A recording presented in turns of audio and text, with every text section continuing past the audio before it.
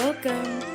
Hey everyone, so this month, since it's all about migrations and the seasons, we're really encouraging everyone to go outside and observe nature and kind of share together like what you see, what you notice.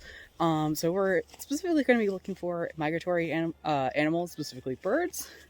And I am here out in a nature reserve in Roseville to show you all what I find today. So for today, supplies are kind of loosey-goosey. We gave you all an observation recording sheet. I put that on my phone and I'm going to record it from there, and I will share with you what I find today on there. But I also brought my field guide to birds in Minnesota, and I also brought some binoculars. They're in this pouch, but you get the idea.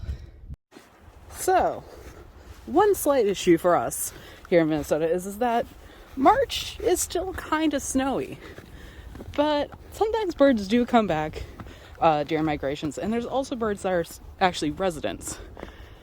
So we are going to take a look around and see what we can find. You might find more what are called resident birds, but who knows? We could run into something. Since this is a restored marsh, it could end up being a lot of more marsh birds, but also since it's still winter, who knows what we'll find.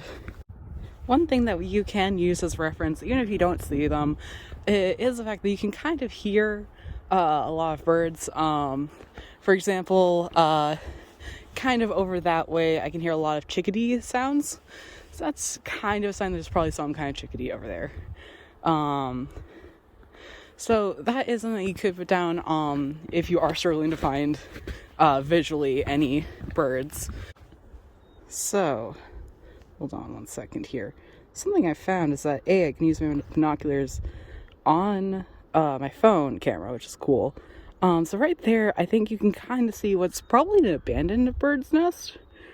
But that is also a sign that we're probably in the right neighborhood for birds. I'm hearing some gobbling, and I wonder if there are turkeys in this area. That would make sense. There's a lot of turkeys all throughout the Twin Cities, so it would make sense for them to be here.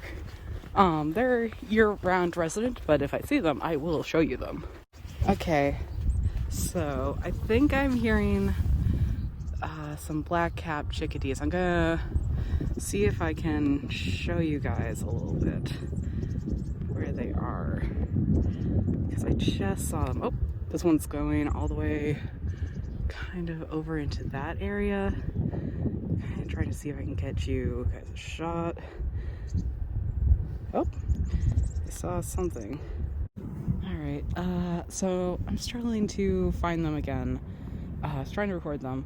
There were two black-capped chickadees. They were kind of having a dispute, I think, over these two spots over here and here. So black-capped chickadees, you can kind of tell what they are because they have black caps on them. So we had, I think, two black-capped chickadees over in this area, kind of having a little bit of a territory dispute. I can't find them again now, since they've stopped moving.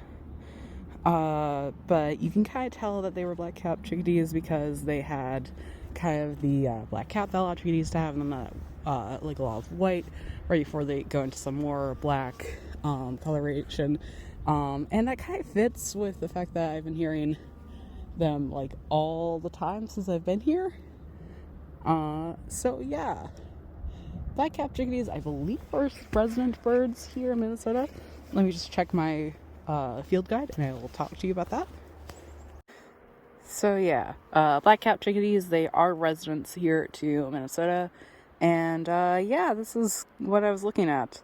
Have that black cap, that white section right before they kind of go into this gray, yellowy feathers that you see here. And yeah, they make the distinctive chickadee sound that you I don't know if the camera's catching it, but there is a lot of that going on around here. So that's one thing that we've seen. So there's a couple here in this tree of those black-capped chickadees I was just talking about. Let me see if I can get them. I'm very terrible at close-ups. There we go. See that guy? Yeah, so that's a black-capped chickadee out and about. I think he or she, who knows, is letting people know that this is their territory. They're not interested in sharing it with any other chickadees. So upward that way, I think we heard some squirrels having a fight over probably a tree or a nut or something. I'll be honest, this spot, mostly birds are like kind of up in the treetops, and I'm not good enough with my binoculars to see them. So I apologize for that. This is one of the tiniest squirrels I have ever seen. I don't know which type of squirrel this is. There's quite a few in Minnesota, but I'm pretty sure it's probably a gray squirrel. Looks like he got his hands on a little nut, and he's just chewing away at it. It's really cute. There are a lot of birds kind of in these trees. I'm having a hard time pinning them down exactly where they are. A couple times I've seen them fly, but nothing really like that I can like photograph or video for you guys.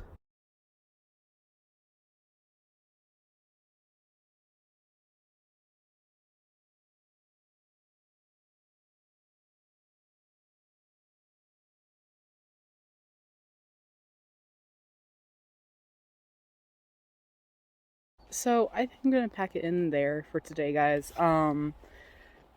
There wasn't really anything here besides a lot of resident birds, especially chickadees, which I kind of suspected was going to be the case. So I guess in a way, sort of my hypothesis is correct. With that in mind, early March is still a little bit too early for us to see any migratory birds. So maybe check out like a later date and maybe a different location than where I currently am.